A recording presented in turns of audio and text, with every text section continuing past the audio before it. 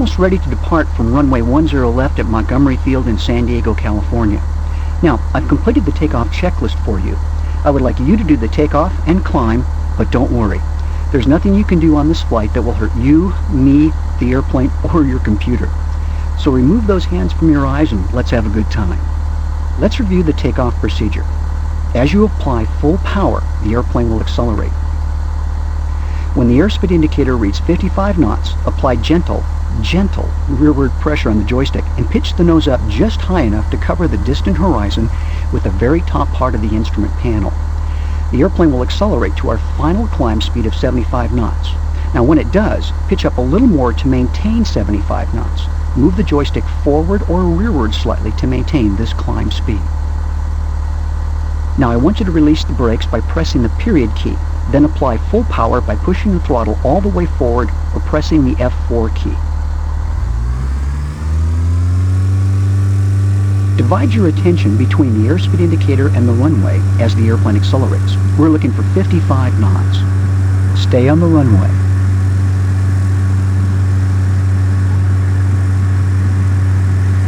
There's 45 knots. Okay, there's 55 knots. So pull back a little on the joystick to pitch up slightly and start climbing. Hold that miniature orange airplane and its little orange nose dot on the attitude indicator between the second and third black lines that are located above the thin white horizon line. Push forward on the stick.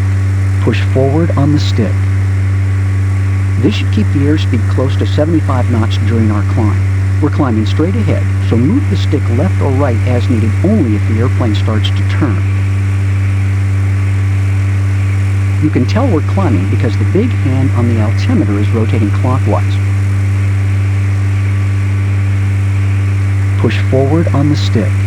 I want you to keep climbing until the altimeter reads 1,500 feet, then I'll take over. Pull back on the stick. 75 knots is our best climb speed in this airplane, but we're not going to be too picky about it. Change the pitch up and down a teeny bit to keep the airspeed somewhere between 70 and 80.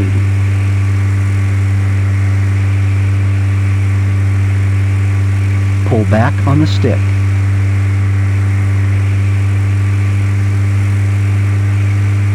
Push forward on the stick.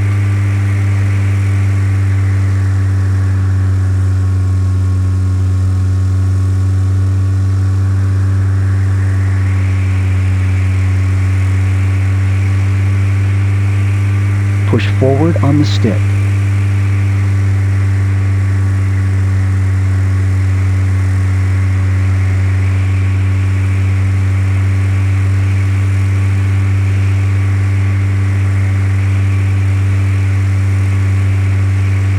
Pull back on the stick.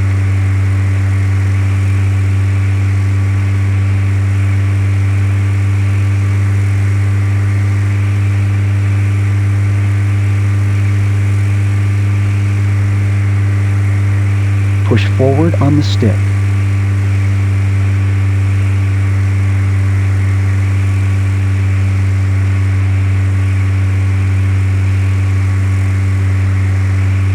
Pull back on the stick. Great job. I'll take the airplane for a bit and you can relax that death grip you have on the joystick.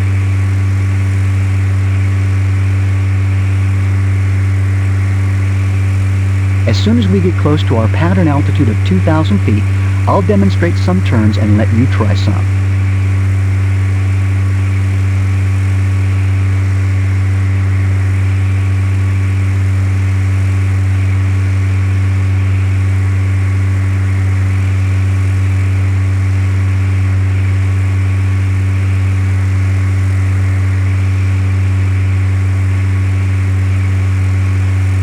Okay, Captain, if you look on the lower right-hand corner of the instrument panel, you'll see the tachometer.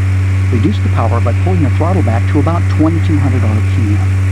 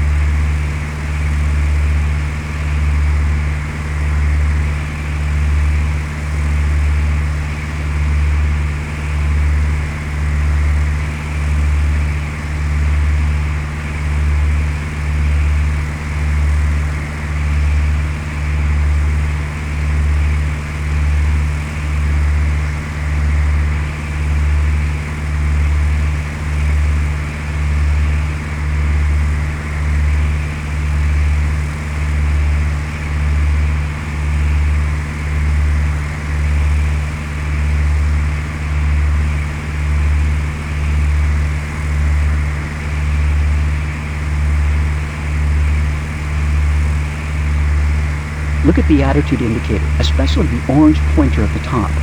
Notice that right now it's pointing at the arrow at the top. This means we're wings level. The orange pointer points at our current bank angle.